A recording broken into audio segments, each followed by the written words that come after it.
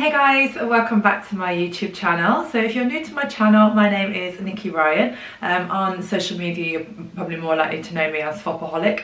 And this video today is completely and utterly spontaneous. So I sat downstairs, the boys are asleep, and I thought, you know what, I need to do this video to help myself, and I'll film it because it might help other people. I just feel when I talk on camera, things come out that I possibly wouldn't say in real life situations, and I'm struggling a little bit at the moment. So I feel like I need to do this video to try and get me to process what my thoughts are at the moment. It'll all make sense in a minute. So most of you will know that I've done swimming well for a very long time, and most of you will know the level that I got to as a consultant and as a team developer, like a manager basically. So I've got a lot of experience, a lot of knowledge when it comes to swimming well. That don't mean that I can always help myself. You still need support sometimes, and I've got in bad habits, and I've talked about this on here and I've talked about it on Instagram since I'd had my twins. So I thought, do you know what, I'll go back to group. So I did go back to group in January, but it's been really up and down. I've had some good losses, I've had some gains, I've had stuff going on. So I've been to Centre Parks, I've had hen do's, I've had all this stuff going on. I'm obviously being a busy mum to twins. So when I lost my weight originally, I lost 3 stone really quickly, found it dead easy, but that was a long time ago. My life was very different then. I was a lot younger, I had no husband, no children, I was just doing my own thing, and I was out all the time, so it was really important to me.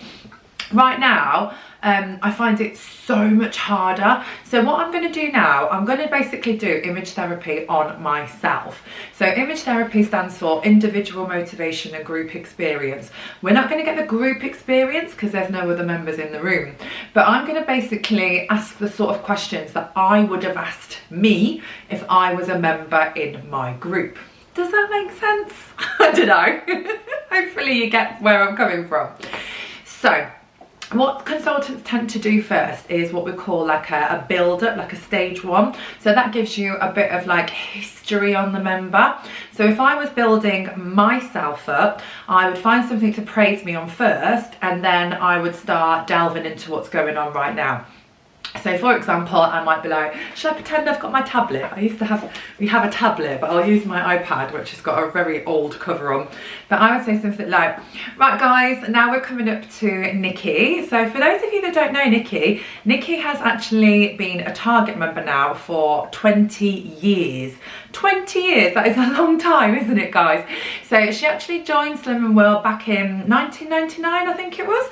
And she was a university student. She'd been struggling with her weight prior to going to university, and then at university she just found that she was putting more and more on. So in her 6-week holidays, which is a bit longer when you're a student, she joined Slimming World, and she joined as a size 16. And she lost 3 stone in 3 months and got down to a size 8 to 10, hit her target, and has pretty much been at target ever since for nearly 20 years. So she had twins who are now 17 months, and since the twins she's just been struggling a little bit, adapting to her new life, her new routines, and the boys' food patterns.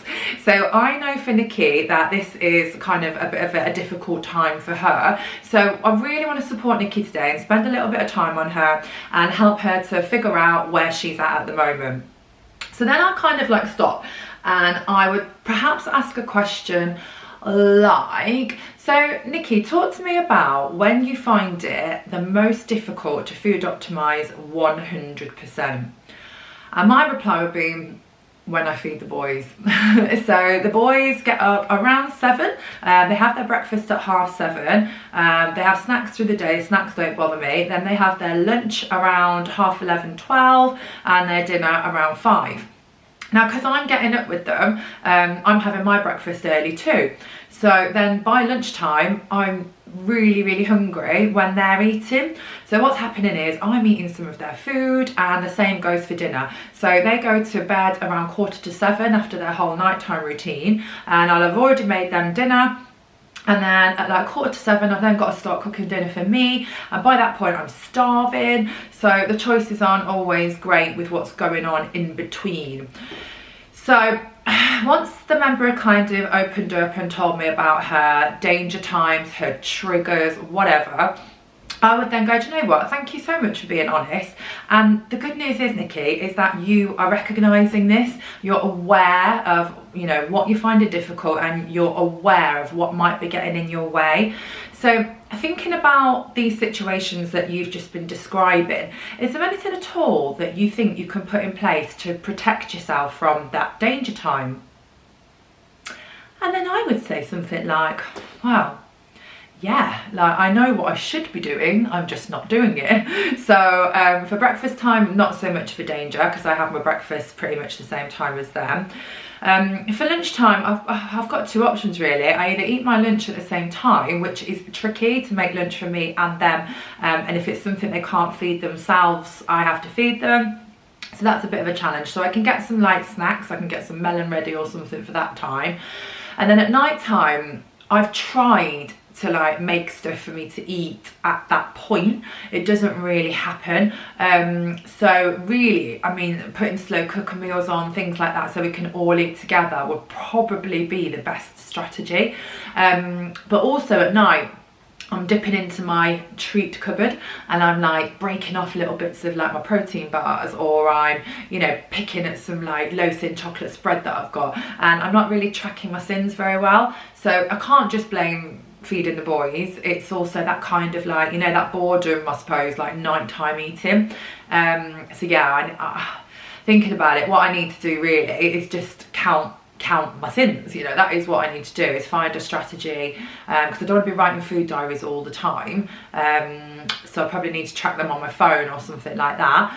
And then yeah, just probably get more organised and more prepared with the food. What I have actually just done is bought a new freezer. So I have got a freezer going into my garage because my little freezer in my kitchen's full. And I know it would help me massively to batch cook stuff for both of us, but also just to go and get some Iceland meals or any brand of like low sin meals for the times where I just don't want to cook. So yeah, that's going to help massively. So I've ordered that and that should be coming today or tomorrow. So yeah, so then if I was her consultant or my consultant, I'd be like, that is such good, you know, such good thinking there, really well done. In terms of like your commitment to what you're saying, how committed are you to actually going away and making those things happen? And I'd be like, don't know. Because I know what the good girl answers are. I know what I should be doing. I don't need anyone to tell me what to do, but for some reason, something's stopping me from doing it.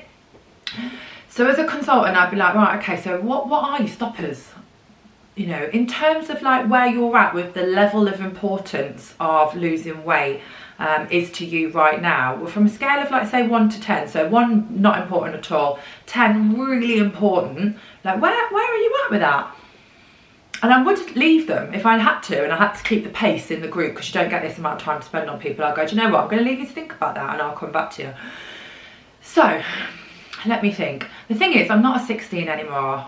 And I'm also not in my 20s anymore. I'm older, I'm a size 10. It isn't as important to me. Back then, 10. And that's why I lost 3 stone in 3 months. It was so important. Right now, I'm like, yeah, I'd like to lose about half a stone. But it's not a priority. My boys are my priority. The gym is my priority. So like inch loss is going quite well. I'm building quite a bit of muscle at the moment. That's cool. But for some reason, when you've been a certain number on the scales, it's hard to let that go. And I struggle to get decent weight losses at the moment. And I don't know if that's to do with the gym or what. I don't know. Really, it's to do with the amount of calories I'm having. And for me personally, I'd probably say I'm about a 6. And really, it needs to be higher to make it a priority, because it takes a lot of thinking, doesn't it, losing weight? I think my problem is, I know more now than I knew then, and a lot of people would think that was an advantage. It feels to me like a disadvantage, because things get in your head that you see on social media about calorie counting, about, you know, you can't eat that and lose weight and blah, blah, blah. And little parts of me think, oh God, I shouldn't really eat that because that's actually fairly high calorie. Whereas on Slimming World, it's fine. And I think I get so torn between different things and all this information that I am aware of. I then don't end up doing anything. So I'm not following Slimming World properly. I'm not calorie counting because I just don't have the time to track everything, and I don't really want to have to track everything. So I think I then get into a point where I just say, well, I just won't do anything. And I just lose track because I'm not doing anything properly. So really what I need to decide is, what am I going to do, and just stick to that one thing. So exercising, I'm very committed. I'd say I was about an 8. Weight loss and Slimming World and food optimizing, I'm around probably a 6 or a 7. So if a member was to say that to me, I'd be like, do you know what? That's fine. You know, you're an adult. It's totally up to you what makes you happy. Do you need to rethink your target? You know, you've set a target. Do you really, really want to be that number? And I'd be like, no, I don't think I do. Because sometimes I'm getting in size 8s and I'm normally a size 10. So do I really need to be that number? I haven't been that number since my wedding day. And then prior to that, I wasn't that number, you know, well, I've been around that number, but that actual number, I don't think I'd ever get to now unless I was really, really, really tight with what I'm doing, and I don't want to be. My life isn't about that anymore. So I think it's pointless really having that as my target. So I'm going to change my target and I'm going to up it by about half a stone. So I get £3 lean weight. You can go £3 under or £3 over. So if I go £3 under, that's probably more the weight I would love to be, but it's not as important to me at the moment as other things. So if I reset it at the number I'm going to reset it at, I actually think that'll be fine, and I'll just do that. And then the consultant will be like, brilliant, let's work together towards that target then. And then I'll probably try and get a rough time frame, so like roughly when would you like to be that weight by, and for me probably maybe the end of March. So you know, it doesn't mean I've got to put too much pressure on myself and get huge weight losses every week. Just chip away and I'd be quite happy. I'd be quite happy with £1 a week, to be perfectly honest, because I'm exercising a lot and I have a huge appetite. I eat a lot. I don't ever want to feel deprived, and I don't want to feel like I'm on a diet. Therefore, I can't expect huge weight losses because I'm not being perfect at the moment. So how does that feel now, Nikki? Yeah, feels good actually. I don't have to beat myself up if I have flexible sins once a week. I can just go with the flow, and I think I'd be quite happy with that. Perfect. Then I'd ask if they need any tools to help them. So I'd ask if they want a food diary, possibly. Don't really think I need a food diary, but it might help. SAS logs, I don't need them because I know where I was going wrong. A for and against list, quite possibly, just to remind myself of the reasons I do actually still want to lose a little bit, versus the things that might be getting in my way. So yeah, for and against list could be a good tool. Personal eating plan, I don't need. What else is there? Visualization, that could potentially be a bonus. So visualization, visualizing myself behaving differently at meal times with the boys, that could probably be quite beneficial. So yeah, I might give that a go. Fast forward, I might have to use as a last resort, just because it makes you appreciate the plan again. So if I go down the fast forward route, then I will let you know. I don't want to use it, but potentially I could if I really needed to. And then apart from that, you've got extra easy SP. I flip between liking it and not being that keen on it. Before I was pregnant, I used it a lot, and then obviously when I was pregnant it was all about carbs, and after the twins I lost my weight fine, like I was alright with that, so I never really went back to SP, but it is an option to potentially do maybe like a full day of SP, a full week of SP. That is an option too. So yeah, I'm going to change my target, and that is something I am going to do, and I've been thinking about it for a while and saying it out loud. I think that is something I need to do. I just think I need to really just be alright with the fact that I'm not that bothered about it anymore. I think because I have I started off as a weight loss account and a Slimming World account, there's also a bit of like, oh, you know, I need to keep writing about that, otherwise people won't follow me anymore. And I'll always write about Slimming World, and I'll always write about healthy eating and share recipes and things like that. But I don't have to be losing weight all the time for people to follow me. Like, hopefully people still follow me if I was maintaining, because I've maintained for such a long time. To be honest, sometimes that's harder than actually losing the weight, is maintaining. So the fact I've done it for so long, hopefully people will continue to follow me. So yeah, that's where I'm at.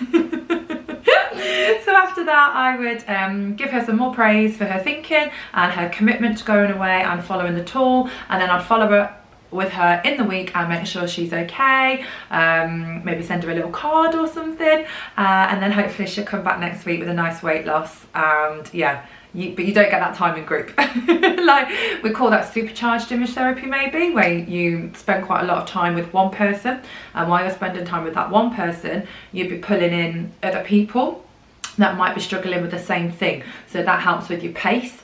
And yeah, you know, if you've got a huge group with 70 members sat in, you won't be able to spend that amount of time. So I don't know, has that helped you? I don't know, it's helped me. So have you changed your target at all? Has life changed and your priorities have changed, therefore your goals have changed? Because if you have, that's cool. Or what did you try when you were stuck in a rut for quite a long time and you felt a bit overwhelmed with everything? Did you do anything different? I'd love to know. So if that did help you, don't forget to give it a quick thumbs up and click subscribe. It was a very random, spontaneous video, so hopefully you enjoyed it, and I look forward to seeing you in my next video. Thanks for watching. Bye.